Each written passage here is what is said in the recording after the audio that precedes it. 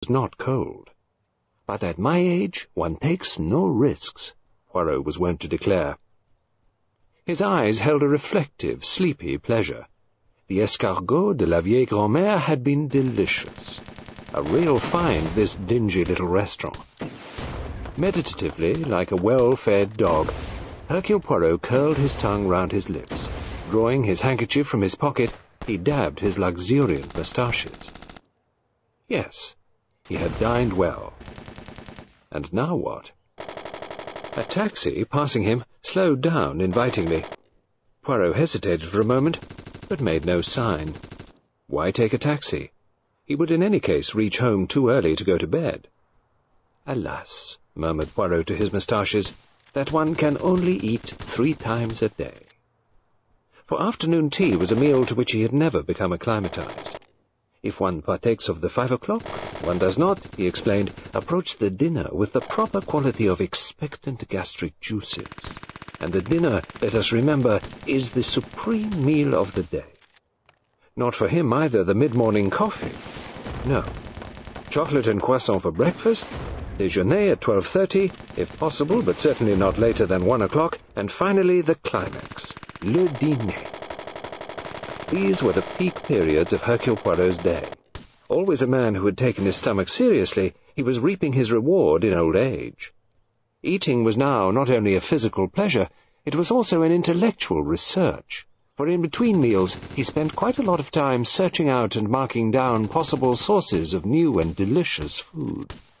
La vieille grand-mère was the result of one of these quests, and La vieille grand-mère had just received the seal of Hercule Poirot's gastronomic approval.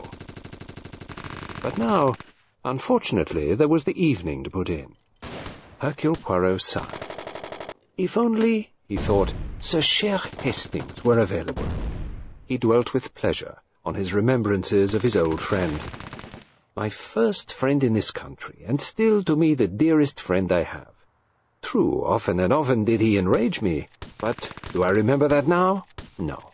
I remember only his incredulous wonder, his open-mouthed appreciation of my talents, the ease with which I misled him without uttering an untrue word, his bafflement, his stupendous astonishment when he at last perceived the truth that had been clear to me all along.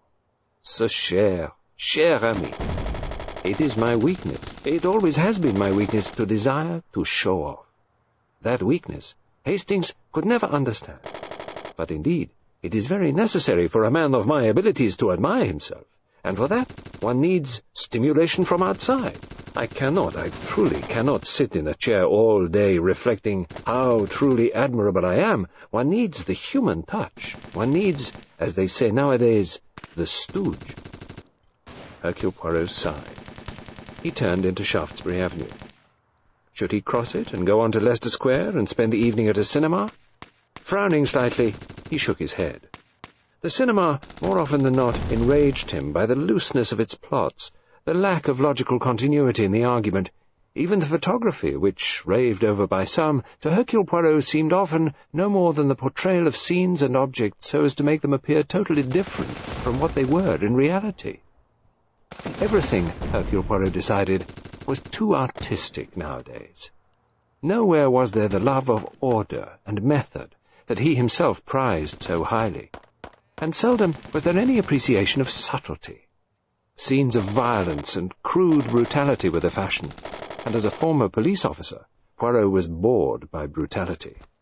In his early days he had seen plenty of crude brutality. It had been more the rule than the exception. He found it fatiguing and unintelligent.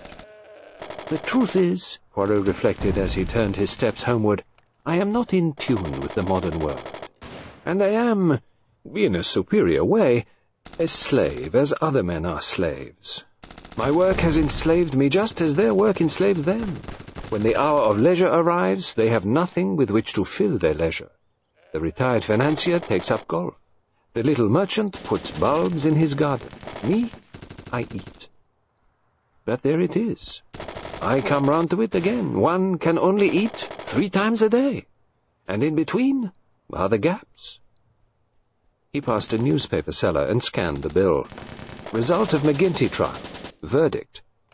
It stirred no interest in him. He recalled vaguely a small paragraph in the papers.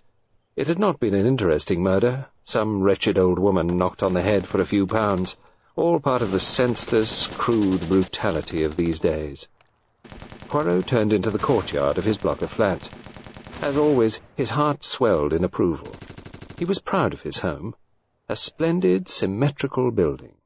The lift took him up to the 3rd floor, where he had a large luxury flat with impeccable chromium fittings, square armchairs, and severely rectangular ornaments.